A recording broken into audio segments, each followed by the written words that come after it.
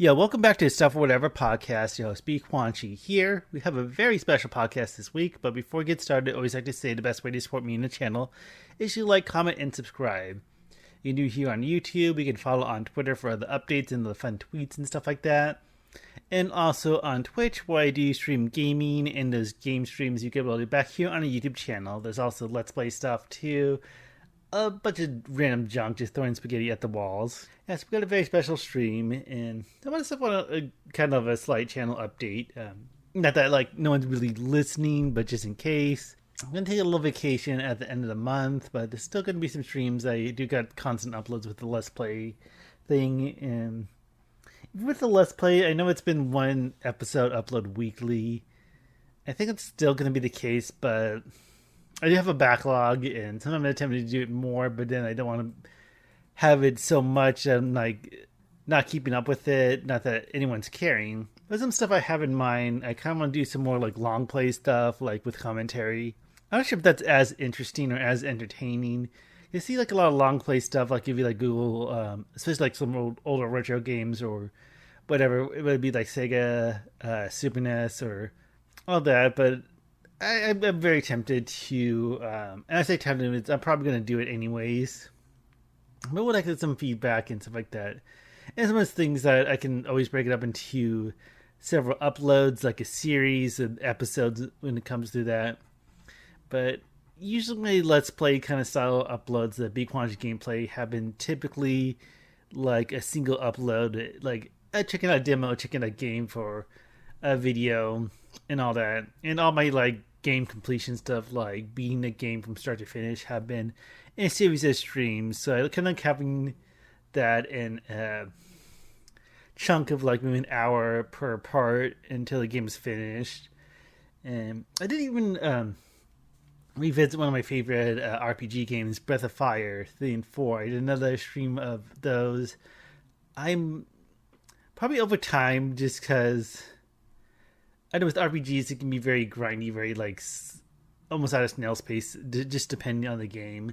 So one of my goals is to eventually complete the Breath of Fire games, 3 and 4, and I think what the hell, just do 1 and 2 as well, because I do have 5 Breath of Fire Dragon Quarters on the channel as well, which I am wanting to do a video about. I'm like been very lazy, like kind of a video essay, kind of commentary, kind of script for it. That's coming through, and there's like other ones I want to do. It's like one of those funny things, like I have it in Google Docs where I can get at least the documented script titled, and it's not going too far, but I might just like maybe on my vacation time I have like some inspiration and just write a bunch of stuff down. But that's like kind of like the state of the channel. Let me know, comment below what you want to see. I might take more longer breaks from the podcast. It's one of the things that I feel like just randomly talking off the top of my head, reacting to some stuff, what's been going on. I feel like there's more so for this episode that I want to talk about, so it would be maybe a little bit more entertaining. But I think one of my pipe dreams is having more of a community base in terms of like, hey, want to ask some stupid idiot on the internet, like, what do you think about this, or advice, or whatever, stuff and whatever. But the next thing I'm going to talk about on the podcast is the Grimace Shake. And this is kind of old news, because I'm not sure the exact details, but apparently like June. What am I? I don't know. June, it was the month of the Grimace's birthday from McDonald's. And they had like the special with the Grimace Shake. And also they had I'm sure you can still get it, but they had like a Game Boy Color game that they made. I think it's all online. I don't think they sold physical copies of it, but you can play like a Grimace birthday game that McDonald's came out with, which is, I think, it's really good marketing. Like, I don't always follow McDonald's. I feel like this whole Grimace thing was like really good marketing. I'm not sure it's like some dumb viral shit that just got really lucky with, but it's all those trends of videos, I think usually on TikTok, where someone would be like trying to Grimace Shake and then jump cut to like a horror movie story situation, like The Dead or stuff like that. So I thought that was really creative and fun. I almost wanted to do something like that, but I'm not creative or fun. But I want to talk about a Grimace shake because it is pretty good. It is like a berry shake. I think mixed berry. I forget what they call the flavor. But what I want to talk about that is that it's a good shake. Like I survived it and all that. No, that's speaking of this memes and stuff like that. There was like, I'm pretty sure it was Aiden Ross like did on stream on Kick or something like that, and it was just very cringy. Like he was trying to on stream and then the lights went out and he's like convulsing on the floor or something like that. It's like I think I saw a tweet about it, like saying it's like when someone tries to pile on to a funny joke, and then they just ruin it, and it's not funny anymore. Something like that. But I just thought like that is really cringy. Not that I can do anything much better. But I think it's a good shake. It's a shame that they had it for a limited time. I wonder if it's going to be a yearly thing.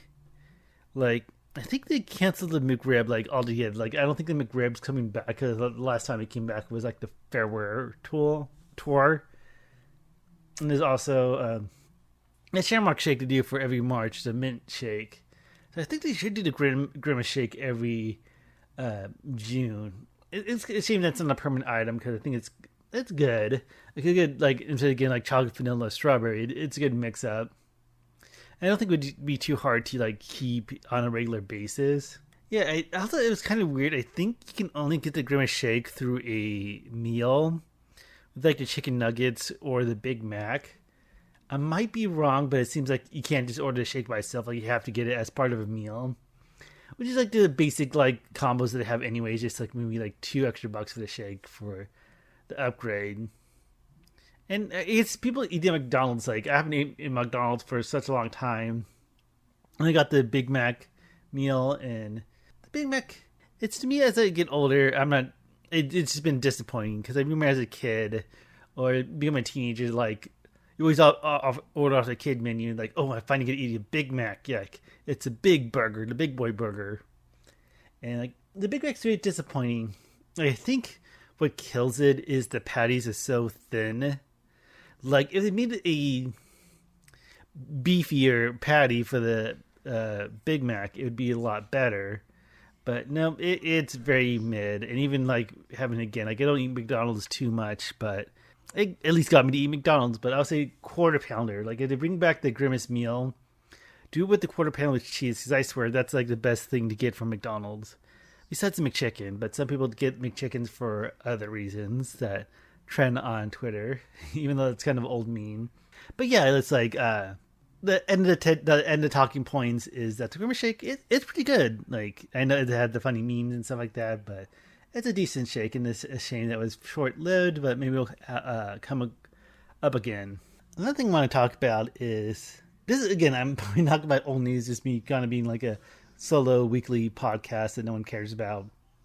Is that there was like the flack that Twitter got for its Twitter limits, or like, I forget the exact details, but it's like so many tweets you can read, and depending on if you're like a new user, unverified or verified, then they kind of build up to. I think a lot of people missed the point that it was supposed to be temporary, but that didn't cause any people to complain any less. It's funny for me. I feel like the Twitter app on smartphone didn't have as much issues as I kind of feel like it did versus a website. But oh boy, a lot of people complain. And you see like people like, I feel like it's like the fourth time in less than a year that Twitter died, that RP Twitter trended, and all these alternatives and stuff like that. I feel like these alternatives don't really make a dent or get much traction, because I know like Mastodon was one of them, Hive, and I think Hive got a little surge in user sign up, but I think honestly they don't quite compare to Twitter, and I think just not having that infrastructure, or I think one of my biggest complaints with some of these Twitter alternatives is that they don't have a website that's only smartphone app based, which is kind of a setback. And also there's that issue of still being new. So it's like with Twitter, even though you have a complaints on and on and on. It has that ongoing growth of users that if you go to another platform, it's going to shrink your visibility. Maybe that could be good, maybe that can be bad.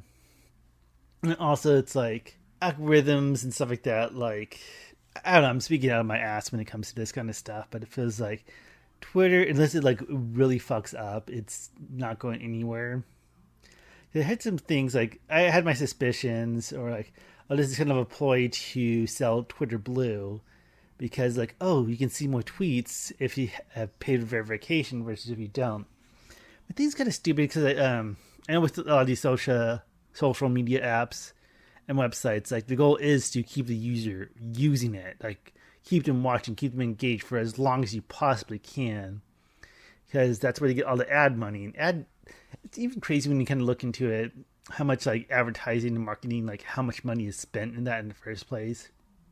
An interesting, I guess, movie or documentary is The Social Dilemma on Netflix, and I feel like that's more focused on Facebook, but I think a lot of that can be applied to social media in general. But like, I say the goal is to like keep your users using the app, keep them watching, keep the eyes glued to the phone, as much as it feels like oh, that's like zombies or people just mindlessly glued to the phones versus the outside world. But that's kind of how it is. So it's kind of like, I even saw like some tidbits like, oh, Elon Musk is doing this to sabotage social media.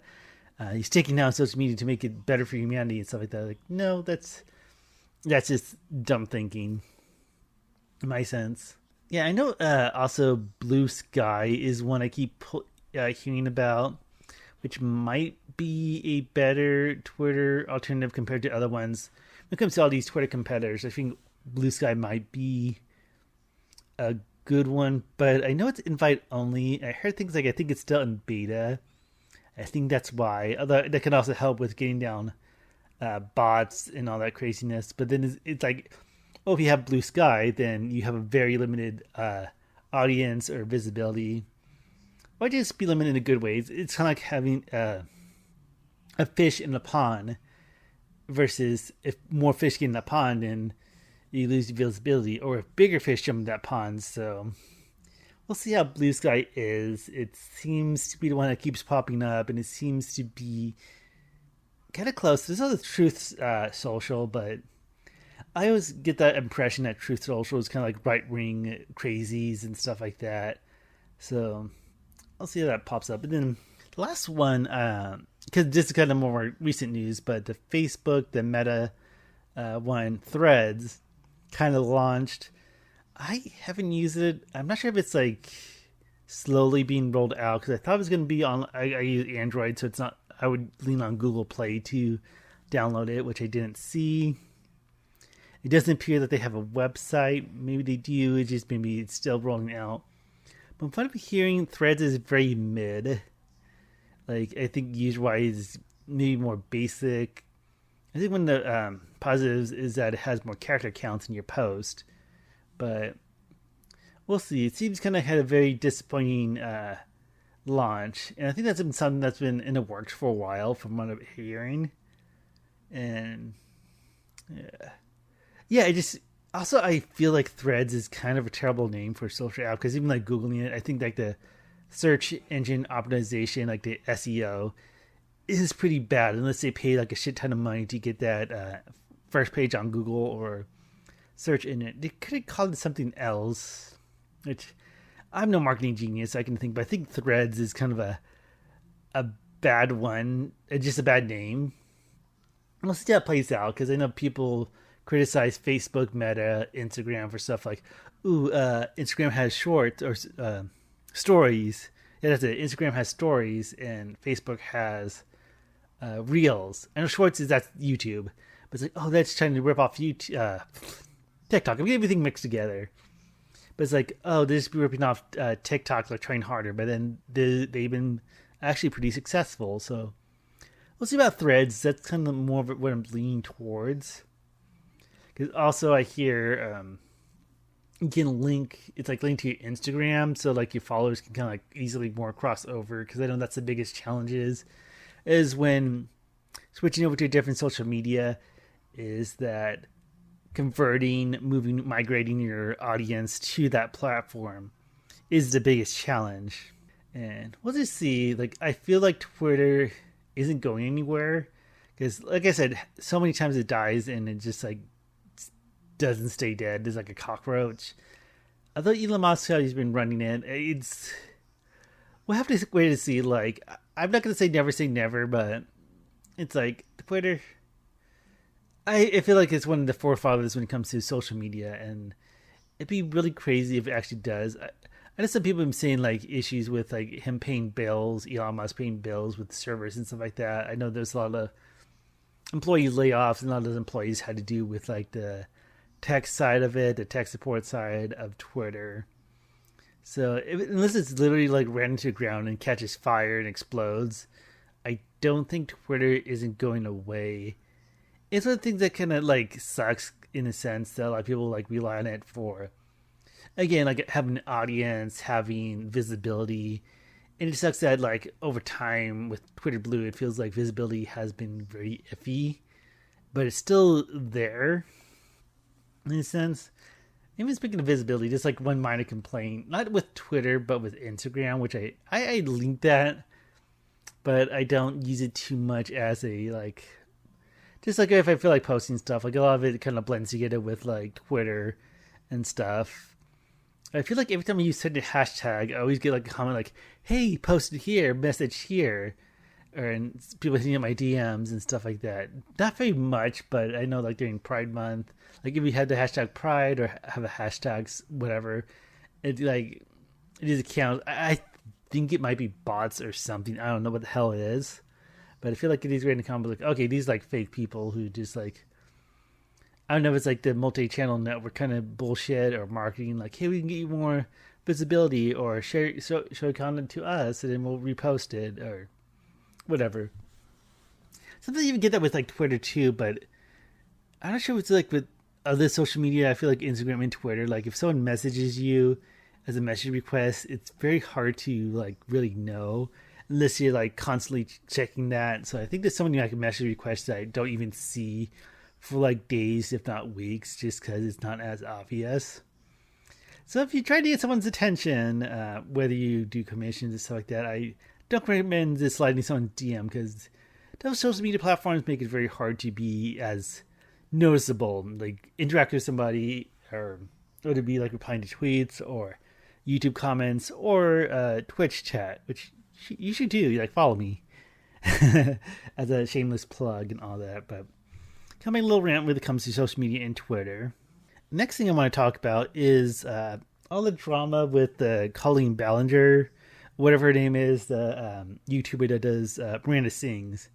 And this is kind of just me regurgitating like what's been said already and kind of like my 2 cents on it. But I know there's a lot of like the apology video, which almost on like retrospect, if you could consider it an apology video, but there's a lot of shit's been going on. It's going to come into light. I think most of it has to do with it, how she interacted with fans and like group chats, and like grooming was a big word that was thrown around, like grooming. I don't even know exactly the specifics, but it's out there if you want to research it. But I know there's some issues too with like interacting with fans at her live shows, and like one was put in a very uncomfortable situation doing like yoga poses and stuff like that. And I think it's just like have more like sexually driven content for people who are underage, for minors, which is like no, don't. Like, I think when it comes to being like an YouTuber or an internet personality or influencer, like you have to really be on your best behavior, especially if you know like, unless you like go on platforms like OnlyFans, which like really age gated, like you have to almost act like a saint or whatever, because stuff like this can like bite you in the ass. And this is what I heard.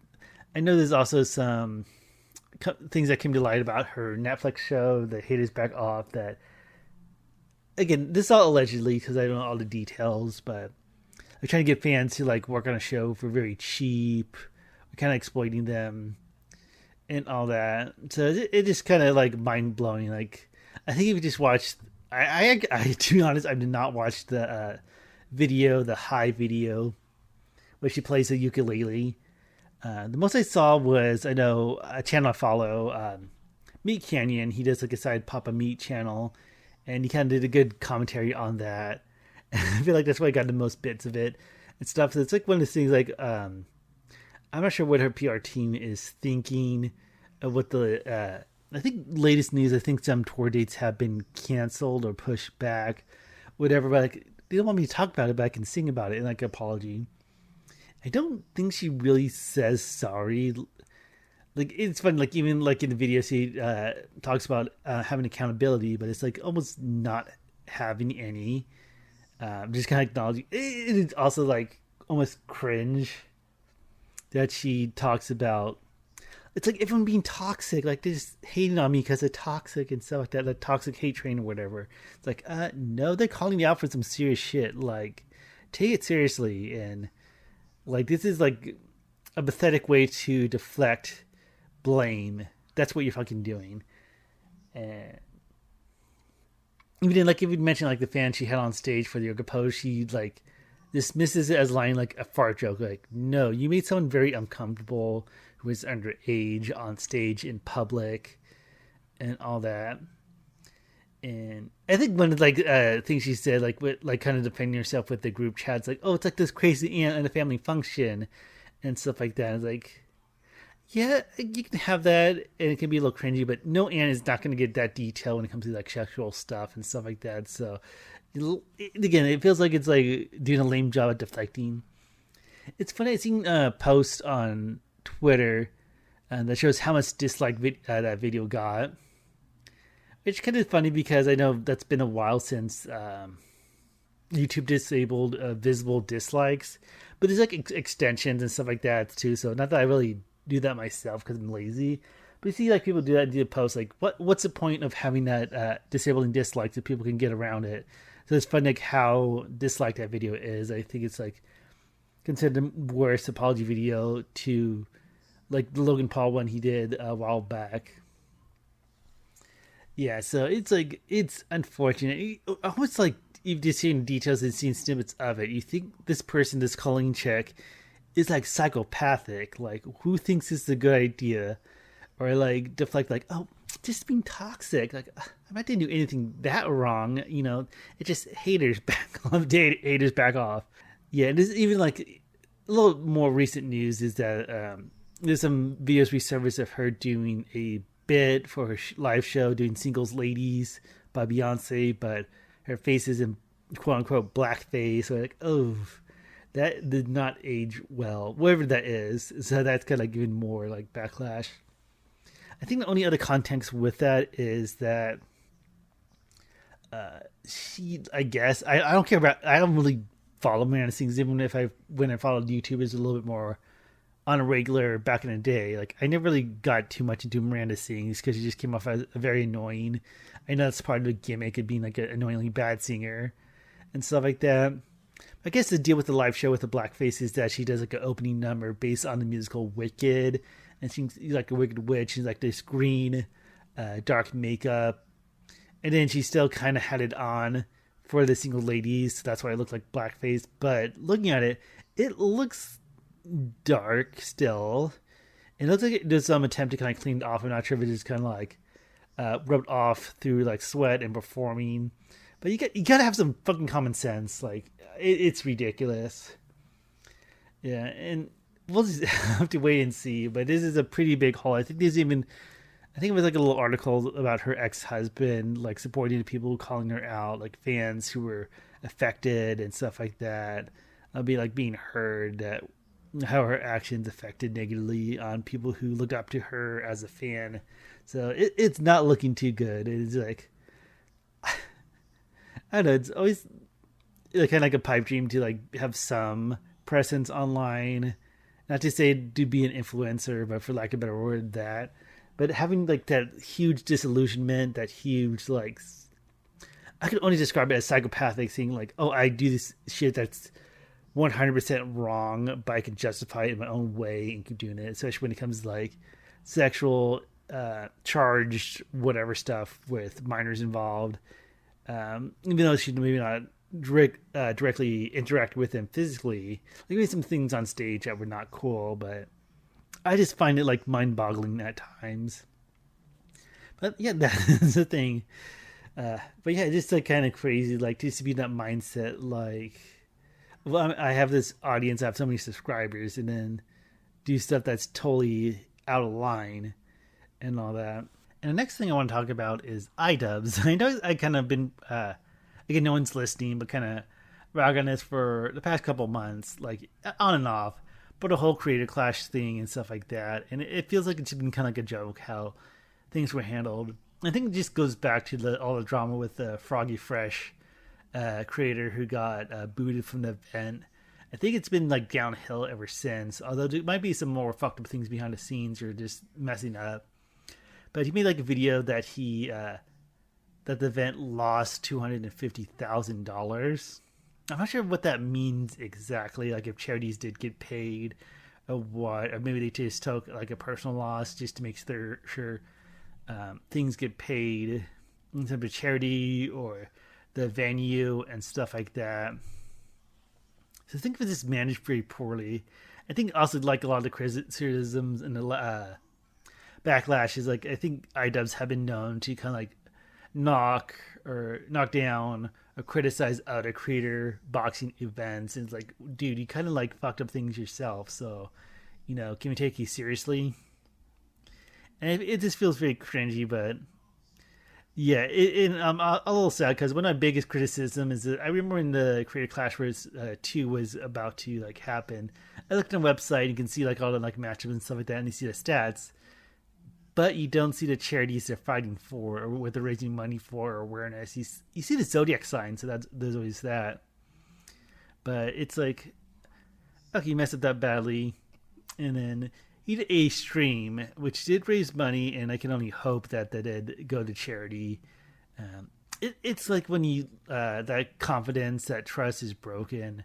Like, what? Why should I give a fuck about iDubbbz? Like, if he's raising money for charity, I'll just donate directly to the charity. Like, why give this guy any clout, any credit, anything? Especially if he fucked up royally and lost $250,000. But at least he shaved off his dumb mustache. That's like the highlight of his ordeal. I'm trying to think. I just been seeing snippets online that I think he raised maybe 150, 125,000. So hopefully that does go to charities. Hopefully that does go to a good place. And there's also a little clip of, I guess, his wife, I forget her name, saying that he has like IBS and that he shits himself. So it's kind of thinking like, okay, this guy who lost 2 fights, Creator Clash, he lost $250,000 because he can't run a fucking charity event, and he constantly shits himself. So that's kind of like what iDubbbz has been reduced to. Not to have like much of a stake in this whatever, but it's like it's pathetic at the end of the day. And maybe he means well. I know like there's always been criticism, like back when he did Content Cop, was it? I forget, but he used to be a little bit more, I guess, controversial, whatever I want to call that, or maybe more edgier and stuff like that. And I guess people can change for the better, but it feels like going back to like how you kind of like put down other creator boxing events, and then like all this shit comes to light. The only thing that's worth really like complimenting on or whatever is that at least he, assuming this is all true, that at least he came forward with it. Because imagine if he kind of kept it under wraps and it came to light from other sources and stuff like that, because that would have been like a huge controversy, like losing all this money and then all of a sudden like, oh, if charities didn't pay or whatever. But we'll see if Creator Clash 3 happens next year. Maybe not, just how this shit hit the fan so much, of how iDubbbz IBS shit hits the fan. But it is what it is. And last thing I want to talk about on this podcast is kind of a random thought is, you ever see those like memes or like pictures of like I guess they call it like trolley theory, where you see like there's a trolley train coming down the tracks and the person with a switch, and it splits into 2, and they have people tied to the tracks. And it could be like, oh, there's 3 kids on this track, or there's 1 adult doctor on this track. So who do you decide who lives or dies? And I think like the thing with that is like having that dilemma of being responsible. Like you have to make a really tough choice of who wins. Like I think in this situation, like that's all you can do. Like you can't save both of them. It kind of reminds me of like was it Batman and Robin that had like I'm choosing between Batgirl and is it Batman Forever? I forget. I'm rusty with the old Batman feature length films pre Dark Knight. But the thing is like you can't save both of them, so you have to choose who lives and who dies. And it could go like that from like children to doctor, or also like the worst of the two evils. Like maybe there's like three sex offenders or three people who did sex assault, and on the other track is one person who committed murder. Like who do you save and all that? And this is my point of view when it comes to those trolley theory video, like situations, hypotheticals, or whatever. Is that I wouldn't do anything. I would just honestly walk away. Even though, again, it's one of those silly things that it probably like 99% never happen in real life. It feels like I did not try those people to the tracks. I did not create that situation, so I shouldn't feel guilty if someone dies. I can get the idea that it kind of like put that sense of guilt of like you making a decision and almost like playing God and who survives, who doesn't. But I did not cause that trolley to go down a track and not tie those people to the track and all that. So that's my answer to like every trolley situation. I know like the point of them is like looking at these very difficult choices and decisions on like who lives, who dies. And, like if you were in that moment, what would you do? But like, fuck it, just walk away. Because again, I did not create this situation. I shouldn't feel any guilt. Yeah, it sucks. In this hypothetical situation, it sucks that someone has to die. And maybe there's a less of the two evils when it comes to that, but like, what I don't fucking have to do anything. Like, I did not create that situation. I shouldn't feel guilt. If I tie those people to the tracks, if I cause that trolley to go, assuming in this situation the trolley can't stop in time, or maybe it's a runaway trolley train. I think you said the case is usually like a short train. And the track is like, you know what? That's not my problem. Like, I did not cause it. I shouldn't. And it's like one of those things, like the bystander. I don't know if you want to call it the bystander effect. Is like someone else would do a better job or intervene, and you don't need to because someone else could. I mean, that doesn't apply too much to this quote unquote trolley theory, but it's like that's my thing. Like, no matter what situation you present, like I'll be like, nope, I did not cause the situation. I'm not getting involved.